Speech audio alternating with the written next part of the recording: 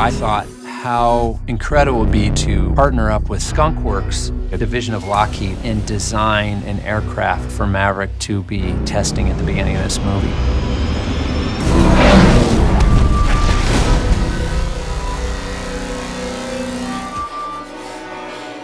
I started thinking about the idea of Maverick being a test pilot, doing top secret projects out in the desert. That was an idea that I had very early, and Tom loved it. The contract threshold was Mach 10, not 10.1, Mach 10. It was very important to us that Maverick still be in the Navy, and that the Navy is really the only thing he's ever known. The Navy is his family. At the same time, Maverick has been in the Navy for 30 years.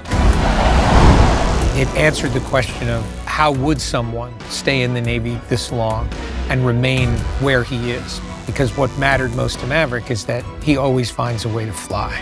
He still needed to be Maverick, but he's older. And what is that personal journey going to be?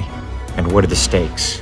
We are laying in these levels of storytelling and world and nostalgia, yet future. It is a technical marvel. Took it out on the runway. Tom was really in the cockpit. One of the things that Tom and Joe really wanted to do with this movie is to really up the ante from the first film. Well, I'm kind of an aviation buff. For a moment in college, I actually thought I was going to be an aerospace engineer. So I've always loved airplanes and aircraft design. And cut, nice. Cutting! Driver, this is Darkstar. We are taxiing. It was a real dream partnership for me to take my ideas of what Darkstar could be to Lockheed, to the Skunk Works division, which is their world-famous experimental division. I've met with them and explained to them that I wanted to design an experimental aircraft, and I wanted it to be, like the rest of this film, grounded and realistic.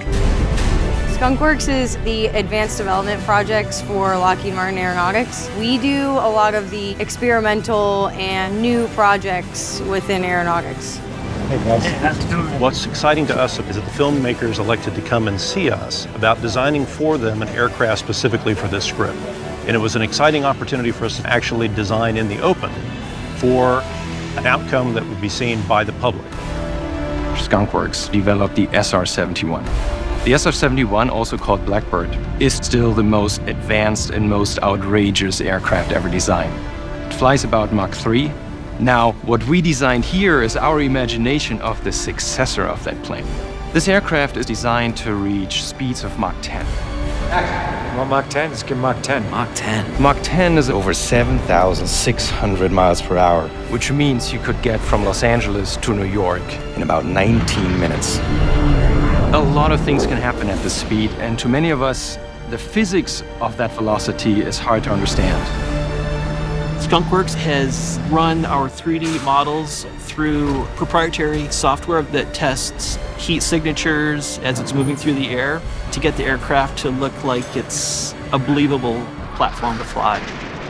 Stealth is to be invisible for the enemy, so you can achieve that with various tactics. Our stealth on a plane like this is speed, which means Mach 10 is currently a velocity that is impossible to intercept with another aircraft or with any other weapon systems. For the main design, a lot of it came from Skunk Works, was really the engine design and the shape of the plane. It has an arc in it. It's just for its lift at high speeds, and it just has a massive amount of thrust. And the engines are so big just to get air traveling through it. One interesting bit is visibility. If you make a film, you obviously want to see the actor a lot. However, you cannot have a conventional cockpit on a jet like that. There hasn't been a material yet that you can look through that can take that Mach 10 heat. So if you look closer at our jet, it only has windows on the side. You cannot look straight, which is extraordinarily unusual. But we needed to make sure that certain camera angles still work for Joe and Tom. So the jet actually tapers extremely to the front, so we could angle the windows forward, which still works for the heat, but it gives us beautiful shots of Tom. Okay, fuel temps are looking good. Control concurs. We tried to work with Skunk Works, coming up with what would this top secret material be. And the closest I could really get was it looks like a charcoal briquette that has been burning. And then the last thing that came in was that it would have these tiger stripes once it hits hypersonic. and it hits the shock waves as it travels over. It does this little bit of damage to it. And that's the repeated wear of what it looks like after it's flown so many times. And I think that was what really sold it, was that last touch, which made it look really mean.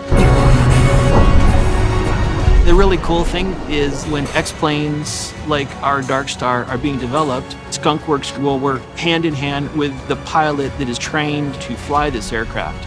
And a lot of times the instrumentation, the cockpit is designed to fit them as they request, because it's muscle reflexes that they already developed over their long career.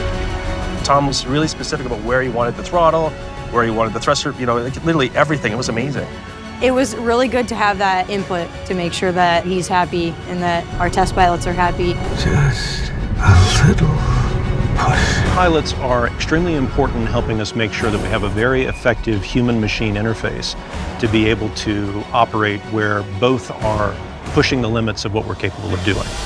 Right now we're located at the Navy base in China Lake. They've graciously loaned us this almost top secret hangar.